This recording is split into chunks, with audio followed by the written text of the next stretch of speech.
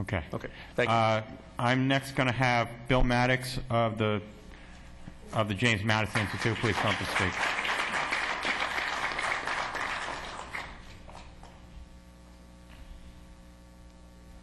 And you'll be speaking on your report, I would imagine, correct? That's correct. My name is Bill Mattox. I'm a resident fellow at the James Madison Institute. I want to thank you all for giving me the opportunity to come and present to you today. I have a written statement that also includes the report that we recently released that I will submit for the record, and I'll just briefly summarize a couple of things, really speaking to some of the questions that you have raised. And the first I want to address is this question of crisis. And I guess the way that we would characterize the crisis or the issue or the threat today generally in the state of Florida is that no, we are not in the dire straits that many other states are, okay? We do not have a 3-alarm fire. But in the same way that a homeowner with a leaky roof is in better shape than, or in less bad shape than someone whose kitchen's on fire, if you've got a leaky roof, you've got a problem. And I want to express to you how much we appreciate, as others have expressed earlier, the courage and the foresight and the wisdom that you have shown in addressing this problem, because the problem generally is, I think, akin to a leaky roof, and certainly in some municipalities, because it's true that there are some municipalities that are in relatively good shape. There are others who I think would be more at that 3-alarm fire level, that do have serious crises on their hands. And unfortunately, the fire can't be contained simply in their community. And I'll be getting to this in just a minute, which is why all of us statewide have to be focused on this. So that would be my kind of characterization of the problem at hand. And again, I want to applaud you for addressing this. I wish that with some of the national and international financial crises that we're all facing and suffering from, that other public policymakers had shown the kind of foresight that you're showing. Two important principles that I think need to be that put on the table that probably best characterize the recommendations that we have made in our report. The first is this, and this is by far the most important. Government services today should be paid for by taxpayers today. Government services in the future should be paid for by taxpayers in the future. Government services today should not be paid for by taxpayers in the future. The problem that we are facing generally in the country, and specifically in the area of pensions, is a problem where services today are being paid for by taxpayers in the future. And the reason that we're now in trouble is because that has been the practice. And it is a very tempting practice for public policymakers faced with how do we possibly get all of our budgets to balance. It's very tempting to say, we can just make promises for the future that will be somebody else's problem down the road.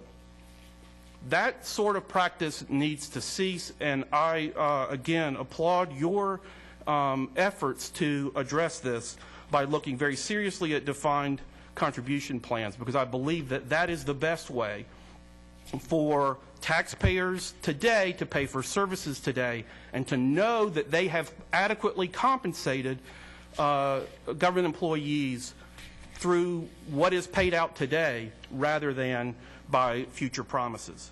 The second principle, and this would be a less significant but nevertheless important principle, is this. Taxpayers in fiscally responsible jurisdictions should not have to bear the costs for decisions made, poor decisions made, in fiscally irresponsible jurisdictions. And here I think all of us as good Floridians would agree that we do not want to pay for the irresponsible decisions that have been made in California and in other places where there is a 3-alarm fire. And likewise, I would point out that at the municipal level, what happens in one jurisdiction can have implications for other jurisdictions. And for that reason, it, I believe, is appropriate for the state, for you, to consider making requirements that localities adopt defined contribution plans so that the ripple effect does not take place. Okay? And I would bring to your attention, and I will submit for the record later because I do not have this example with me. I believe it is from Valencia, California. I know it is a city in California. Found themselves in fiscal difficulty in large part due to overly generous and irresponsible pension plan decisions. The state of California refused to bail them out. Okay? Because that would certainly be I think for many of us, the response that we would give when we are confronted with, should Floridians have to bail out Californians? No, we don't want to. We don't want to come to their aid. California refused to come to their aid, and as a result, the credit rating for the state of California, not just for Valencia, but for the state as well, suffered. So, in effect, some of the cost of those poor decisions that were made in Valencia were then spread or shared by others in fiscally responsible jurisdictions in California. We don't want to see that same sort of thing happen here. So we would encourage you to do as you are doing and to make certain protections, put them in place so that taxpayers in one part of the state whose local officials are addressing these matters in an appropriate manner are not stuck with a bill for the irresponsible decisions that are made elsewhere. That's all I have at this point. We have in our report a number of recommendations related to other issues that have arisen this morning: spiking, overtime pay, double and triple dipping, raising retirement age. Can you please talk about the overtime?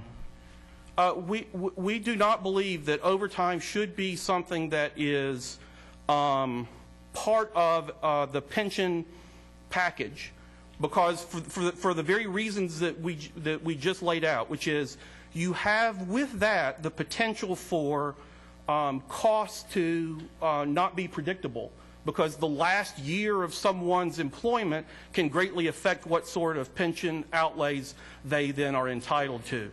So we would say that should not be part of the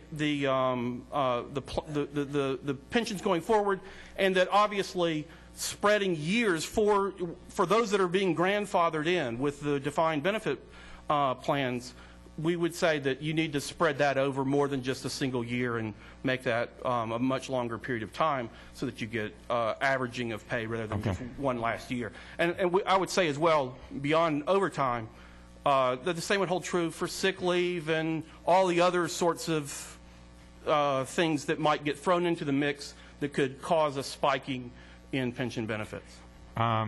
Okay, and I know Senator Moffett has a question before that. My question is, I want to just speak to exactly what the debate's been for the past half hour.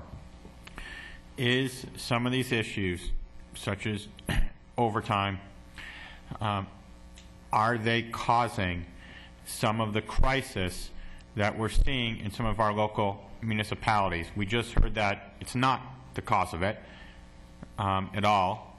That yes, it happens, but it's not the cause of the crisis that we're under. Can you speak to that? I would say that in some situations it certainly is a very major contributing factor. You just can't have the kinds of payouts that are going that you have cited and that others have cited without recognizing that this spiking problem is a contributing factor. Senator Moffett. Thank you, Mr. Chair. I've got a couple of questions. I'll try to make them real brief. If you could. To your time. Let me go to the last thing you said about the overtime. I believe we've heard testimony here today that would say that part of the negotiation process itself, those who are representing the labor force would say, well, we'll give this up or not take this or not expect this in lieu of recognition of overtime pay in the end. Because that's part of the bargaining process itself, would we not, in effect, be going back and trying to undo that, or at least trying to limit the ability of local governments and those who represent the labor force to be able to negotiate properly? There are in some ways kind of two issues here. What do you do about existing pensioners or employees who will become pensioners, and then what do you do going forward?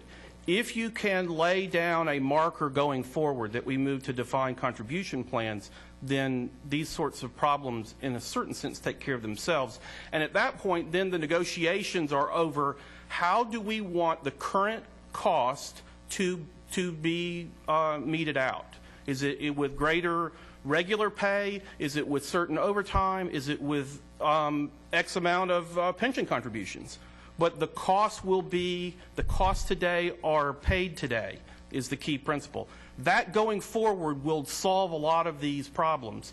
And by the way, we would hope that going forward you would have people who are laying down their lives and protecting us the way that many of these first responders do, that they would be properly and indeed well compensated. Okay? The issue here is not a question of do we like this group of government employees or not. The issue is, do we want to pass on to our children and grandchildren what some might call the future poor, the cost of government today? And we're saying, no, we don't want that to happen.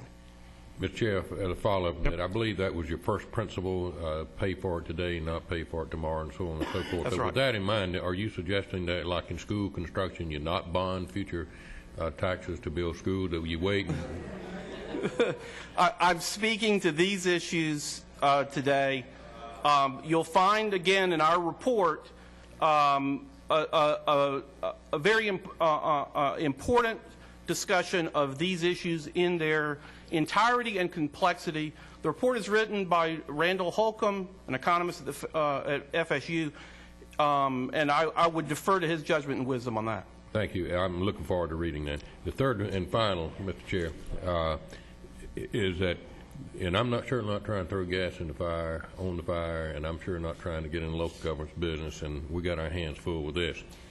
But I'm drawn to the fact that a very similar comparison can be made to cities and municipalities as you have your local school districts. We have more than one of our local school districts who are in financial distress. One in the last couple of years, for lack of a better term, has been taken over by the state with an advisory group to go in and actually administer that school district, and we have 2 or 3 other ones who are close by. Those districts may very well, not close by, close to being on the edge. With that in mind, I would suggest to you that the school districts, the leadership in the school district, the elected officials and others appointed, may say to us, this committee, we have a very similar circumstances as cities that you discussed in this meeting, in that because of unfunded mandates placed on school districts by the state, also by other situations completely no control of theirs, and not, quite frankly, not a part of the negotiation process, where they are in financial distress or will be as well. Would you suggest that this committee or another one look at a similar approach to those local governments as well?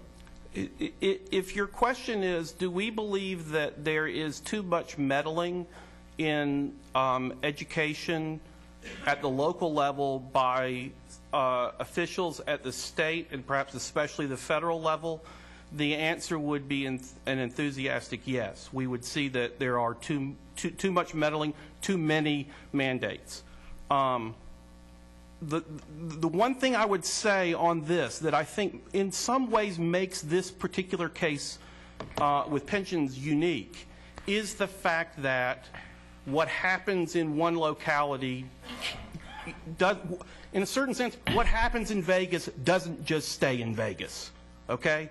And if someone goes belly up, other people in the state are going to be affected, and for that reason, there needs to be attention to that threat. Thank you, Mr. Chair. Okay, so, you know, and I've read your report. Ideally, we'd all like to think here that every city can be responsible, and I've said this in every meeting. You know, it's not the people that always got the deal, it's the people who gave the deal. And I absolutely understand and appreciate, you know, that it's, that is, you know, how do you, the state, you know, is trying to be in the business of pulling back what the local government probably should have done, and the points being made at the committee have the ability to do. Okay, and let's acknowledge that to be true. Have you seen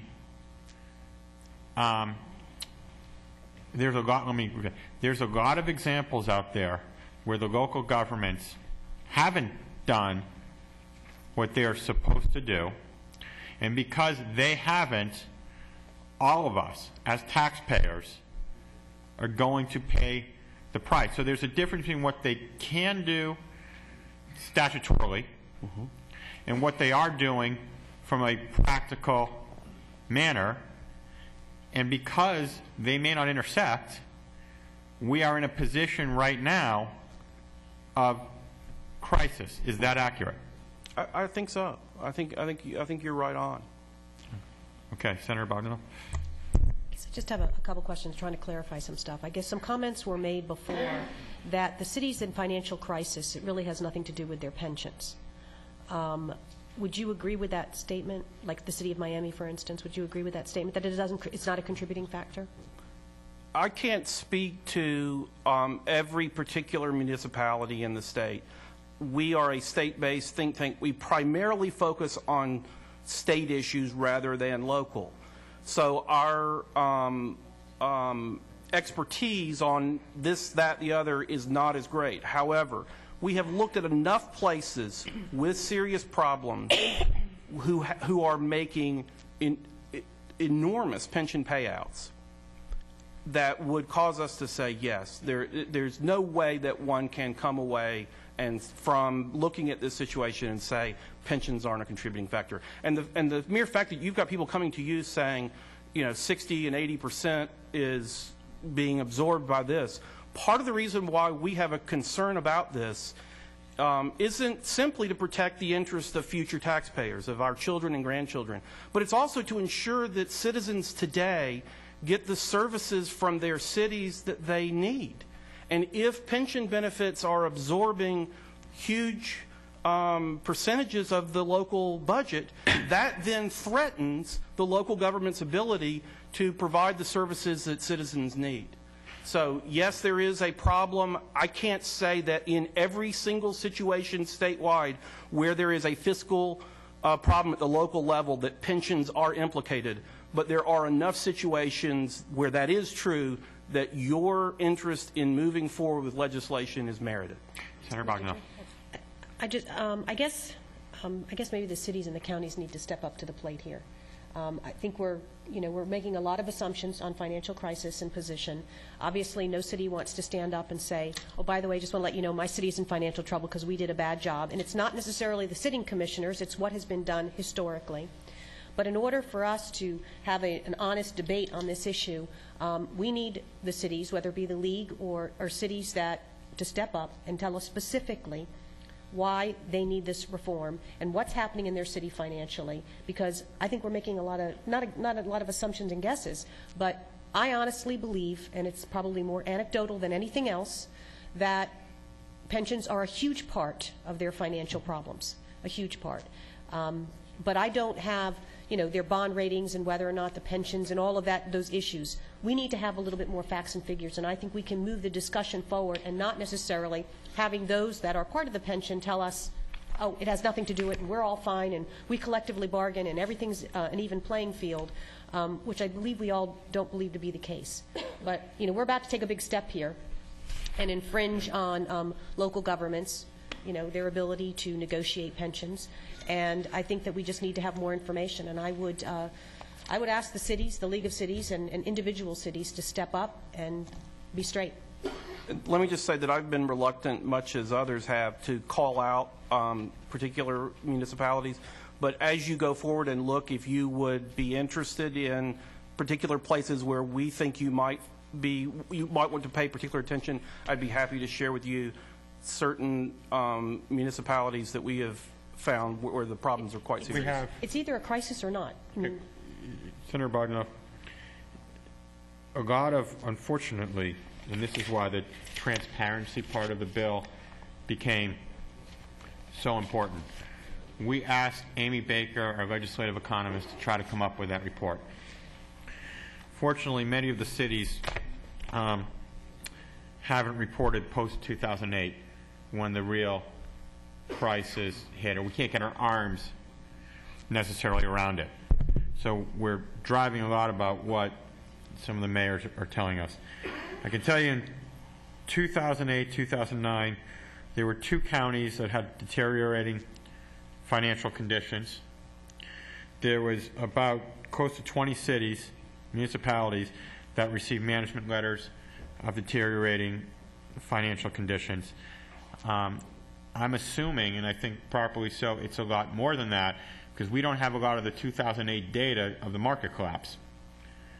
And so this is, and again, we're not calling out cities in this, or counties in this meeting, but there are, from what we got from our economists, there is a list of counties and cities who are in the deteriorating financial condition.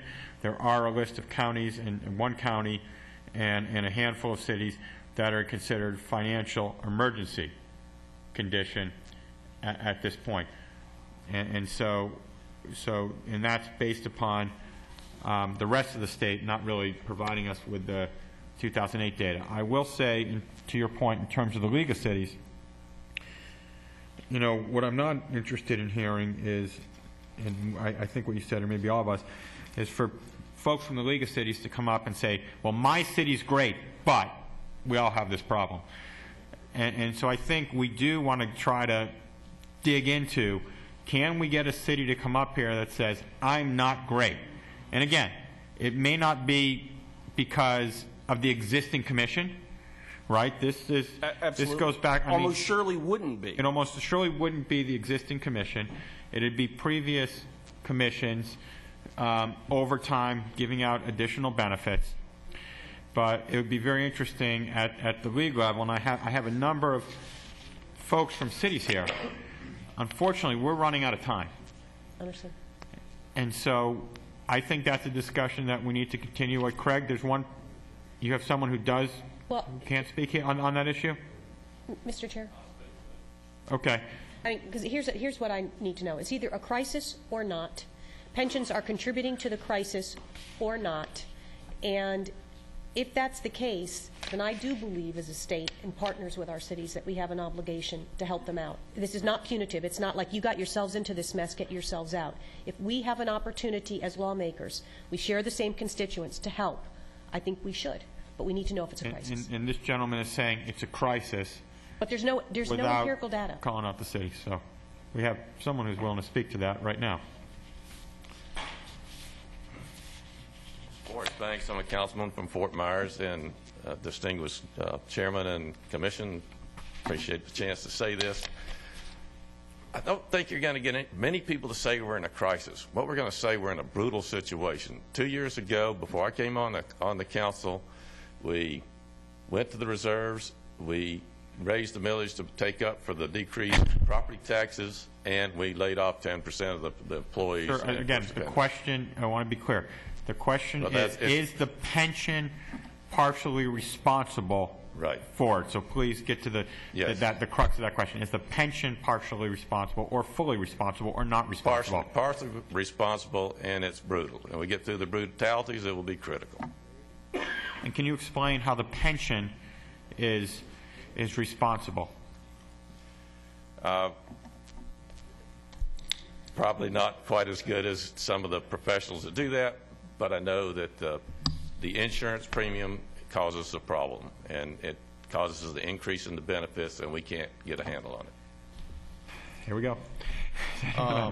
Mr. Chairman, let me just ask the councilman, and granted, you've only been there 2 years. A year and a half. A year and a half. And have you negotiated a collective bargaining agreement with your public safety employees since you've been there? No, the city manager has. But you had to vote on it, right? Yes, sir. Okay. Did you say no? Was there an impasse declared because you thought that the pension benefits that were negotiated were too rich? No, my goal last year, I was so happy to see a balanced budget when we got done that I did not get to that. But I know that we got 8% through those negotiations just to balance the budget. You got 8%. You got 8% from the employees to balance the budget. Yes, sir. That was part of it. Okay, so to me, that's a case in point of a city who did what they needed to do without our help. but we need your help to keep going. Senator Monfort. Senator Monfort. Thank you, Mr. Chair. I'm trying to once again get my arms around this. If your city manager and those of you who voted on the proposal, if you clearly aware of what your obligations are in terms of the pension, was any discussion made? I mean, said we can't afford something else over here. I mean, if we know we've got this, I'm having trouble. I've tried trouble understanding if you know full well that you've got this burden. It's not unexpected. It's coming. It's here. You know it's coming. Then wouldn't you take that into consideration when you're looking at the formulation of your budget? There are other things you simply can't afford. If you know you've got this, a given. Or has there been some anticipation that the state would step in at some point when it got bad enough to help? No, there's no anticipation of that, and we do, of course, look at everything. One of the things we try to do is keep that city viable so that we can hopefully regain the property values that generate the income that allow us to do all that. But this is, again, this is going to be a little bit counter to what Mr. Mattox was saying. And I appreciate what Senator Lavala just said. Here's a city that, got its act together. But what Mr. Mattox is saying is you get a major cities that don't get their act together, we're all on the hook for that.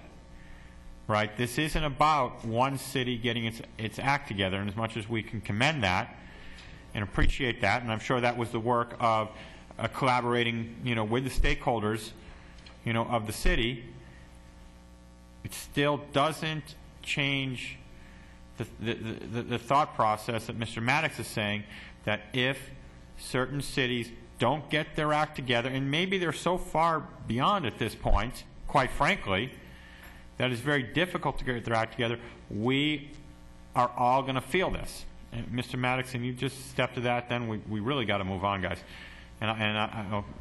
Please speak to that.